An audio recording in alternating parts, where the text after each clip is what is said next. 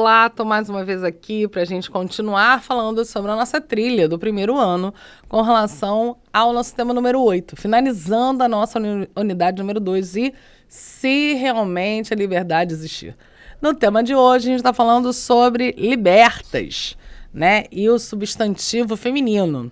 Ó, até decorei o tema, como eu tô ficando, ó, bem preciso o nosso tema. A gente está aqui, né, falando sobre, a deusa e o substantivo feminino. E a gente deseja que vocês consigam, ao final dessa aula, atingir exatamente, formular com base em conhecimentos históricos e filosóficos, hipóteses para o desenvolvimento da ideia de liberdade, né? A liberdade é uma construção, nós construímos essa ideia de liberdade. A liberdade não é algo que foi construído, dado para cada um de nós. Compreender o conceito de liberdade varia de acordo com o contexto histórico, social histórico, a gente vai mudando a compreensão que a gente tem com relação à liberdade. E gosto muito de uma citação do John Locke, que você deve ter visto no seu conteúdo de primeiro ano, agora de primeiro ano de filosofia, que é impossível ser livre sem legislação, sem lei.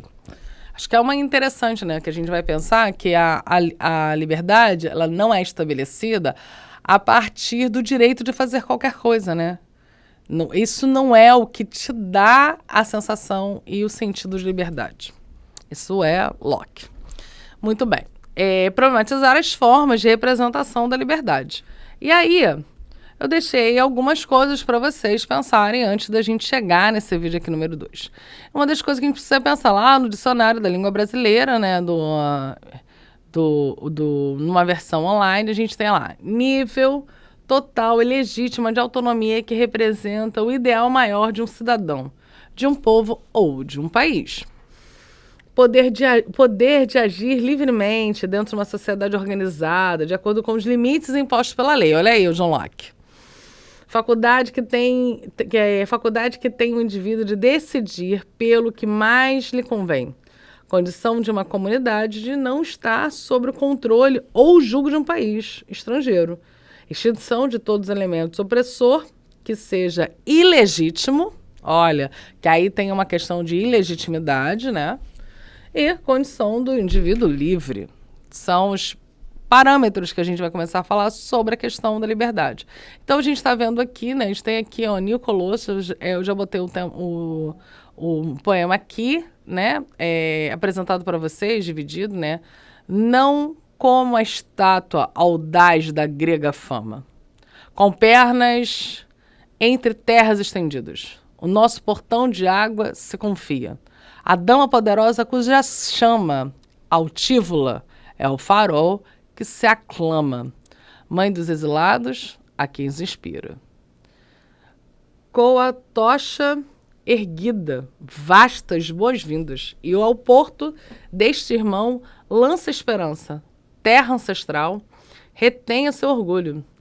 Diz suavemente, dê-me seus cansados, suas mãos sedentas de ar puro, miseráveis nas costas entulhados.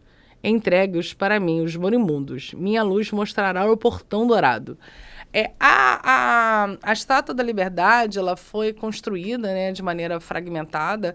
Ela foi um presente dado aos Estados Unidos e ela representa exatamente essa construção de ideal, de construção de uma vida, de uma liberdade, né, de você poder, naquele país, né, os Estados Unidos, construir um novo ideal de vida e de condições. E não é à toa que esse tema ele vem exatamente depois da discussão dos refugiados das crises humanitárias.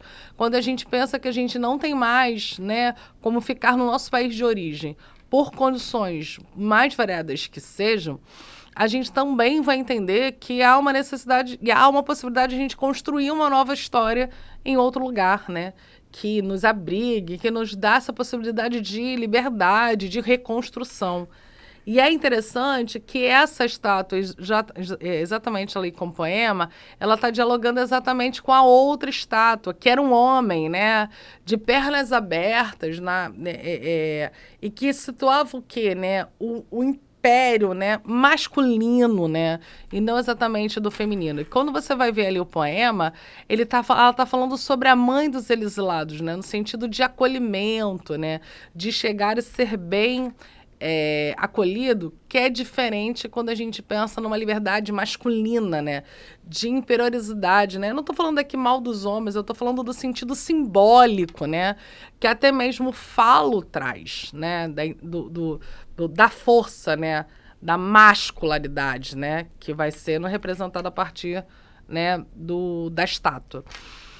Com uma mescla de perplexidade e inquietação, que a palavra liberdade nem sempre é associada às iniciativas que acolhem meu sentimento. De fato, de início, no ano de 2011, o termo parece ter se tornado um nome de marca dos partidos políticos de extrema-direita, nacionalistas e xenófobos.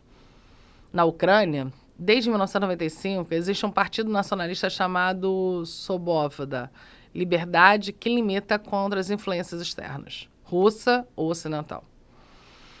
E contra a presença de estrangeiros. Seu slogan é a Ucrânia para os ucranianos. Portanto, no primeiro momento, eu tinha acreditado que a liberdade era um dos valores fundamentais da democracia. Agora percebo que certo uso da liberdade pode representar um perigo para a democracia.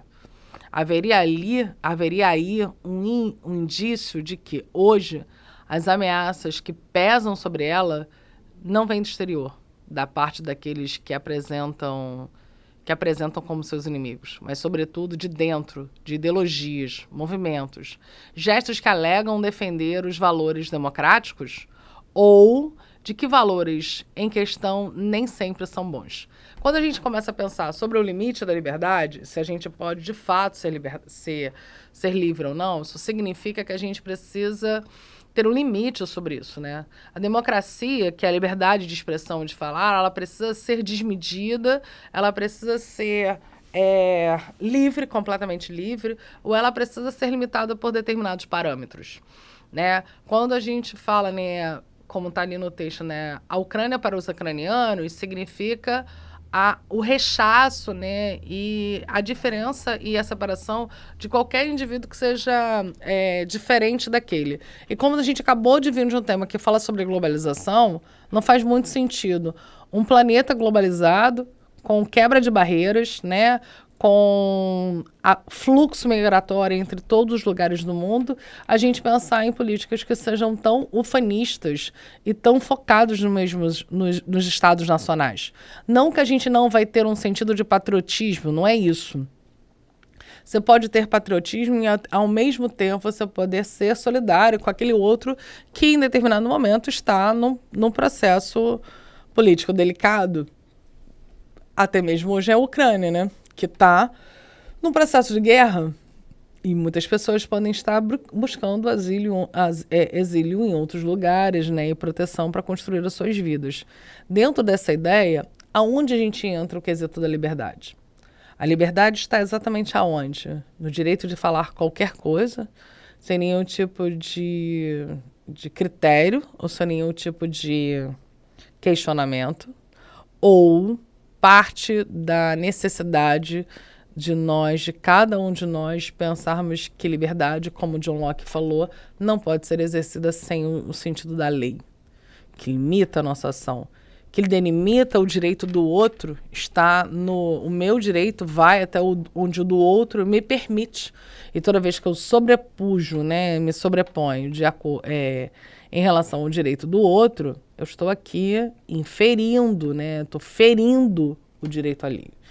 E dentro desse sentido, a gente precisa pensar o que é liberdade e ela vai atuar sim, de acordo com um determinado período e determinadas situações na história, no tempo e no espaço. E por isso a gente precisa ficar atento, né? A gente precisa ter reflexões profundas e compreender sobre elas. É possível existir uma proposta de uma relação de serviço, de economia, que seja equilibrada para todas as pessoas envolvidas? Ou como seria essa proposta? E a partir disso, a gente está pedindo para que você faça uma crítica, né?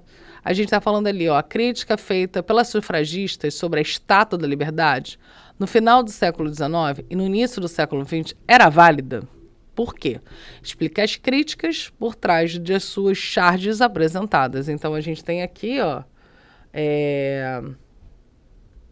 aqui, né, você tá vendo a Estátua da Liberdade, né, a chama de um lado e as tábuas, né, que ela tá segurando do outro, e ela tá aqui protegida e somente a chama do lado de fora.